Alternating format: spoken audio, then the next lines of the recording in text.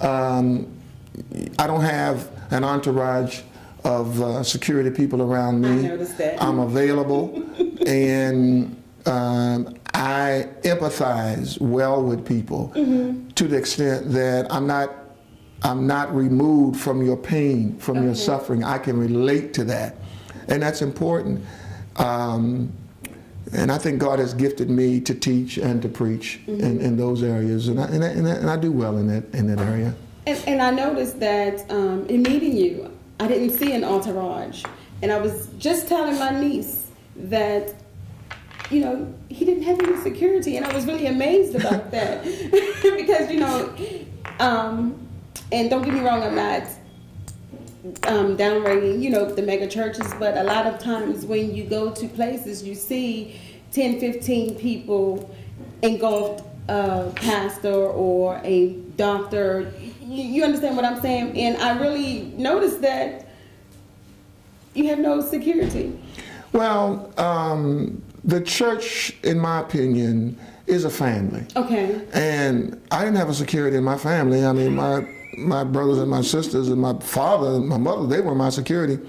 I'm not saying it's not needed, but I think there are extremes in all that you do. Of course, with the vast numbers that we have, there's always a possibility of someone being demented or something, and that's just foresight in terms of protection. Right. But personally, I don't need, as I said or indicated, an entourage of people around me, as if you have to do surveillance before I come out. That's extreme. Okay.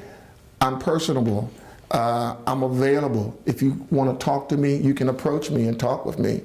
You don't have to go through rigors or layers to get to me, because that's the way Jesus was. Jesus was accessible to the people, and that's the model that I use. Okay.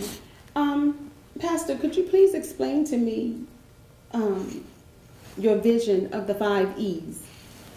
The 5 E's basically are the principles that our ministries rest upon, and they're all biblical. The first E is evangelism, as we are told out of the Bible, Matthew 28, the Great Commission, that we are to evangelize, make disciples, and so there's a focus on making disciples. Then there's education. I'm a firm believer in education. We have our own academy, and I believe it's important that we train our own children, and we have a quality education institution here that focuses on math and technology. It's been recognized in the state and across America, because those are the leading areas of industry now, mathematics, and our people traditionally don't do well in those areas, so we have that. And then we have the second sky is a place where you can see the sunlight. The second sky is above all of the cares and the strife. The second sky is a new direction in your life, the second sky. Economic area of the church, what has to do with management of wealth, and with the recession and the foreclosures that we have, unemployment, we provide opportunities for economic independence, so you can grow. Economic justice. It's important that you work. It's important that you have income. It's important that you can make some decisions and invest in credit union, where you can invest and you know, save, so forth and so on.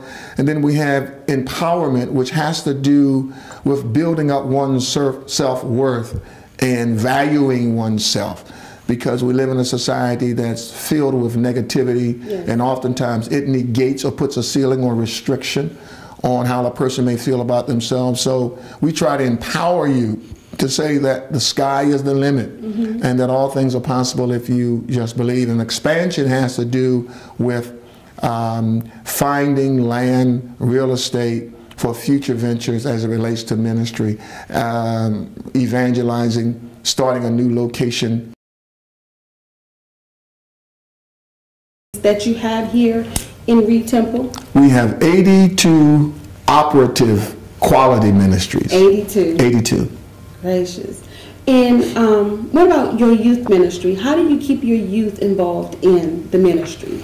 We have, first of all, a full-time position that's dedicated to youth ministry. We have one here at the Gendale area, and we have one at the Silver Spring area. There's a full-time person who's assigned to deal with issues that youth have. Yes. I jokingly say all the time, I don't speak hip-hop, and the hip-hop music, that's not of my generation. Okay. And so I have someone on staff here as a youth minister who speaks hip-hop, who can relate to the issues of the young people, and also we have a vision for them as it relates to some of the things that they struggle with on a day-to-day basis. And the world is changing, and so the issues that I had as a youth are not the same issues that some of our young people have today. So that's how we have a viable ministry. And they are tasked with the responsibility to link with our young people.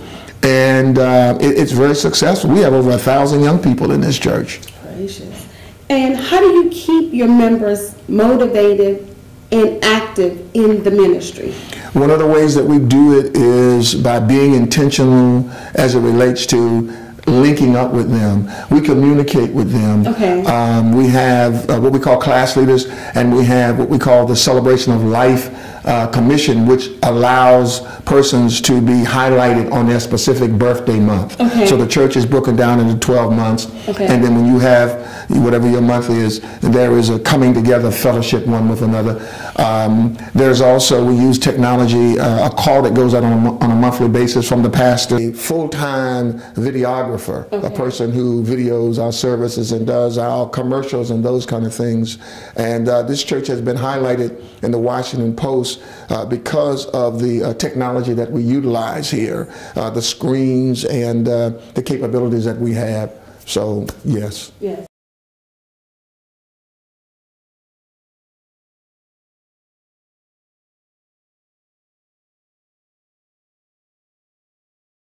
What have you done, or what have God allowed you to do to make your ministry to be ranked in the nation?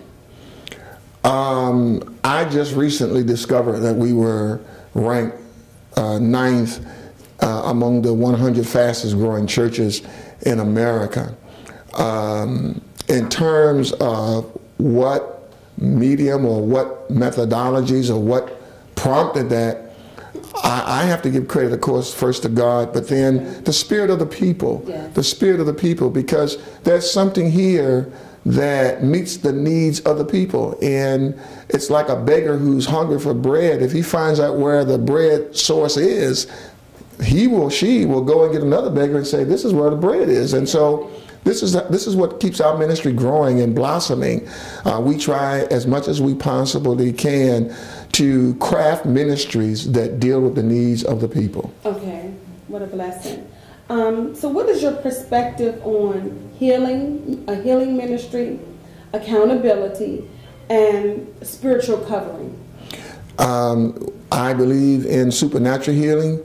I believe in the healing of presence. What I mean by that is sometimes it's not what you say, it's just the fact that you are present with the person, particularly the persons who are in the last stages of cancer or persons who are suffering severely. Just being there sometimes lets them know that you're not alone. Exactly. So I believe in that, and I think that the church is the hospital. That's how I view it, the hospital for whatever kind of therapy is necessary, be it psychologically, be it spiritual, or whatever. In terms of accountability, in the AME church, we're structured so that we have to be accountable. I have to report on a monthly basis to the leaders, and it has to do with every penny that comes in. The finances has to be reported. And then every 3 months, I have to report to who appears in the position of my midline supervisor, or the presiding elder, we call him. I have to report to him. And then at the end of the year, I have to report to the bishop. And that's an accounting. How many people joined, how much money was raised, and those kind of things. So we have 3 levels that we have to, by law, give account for.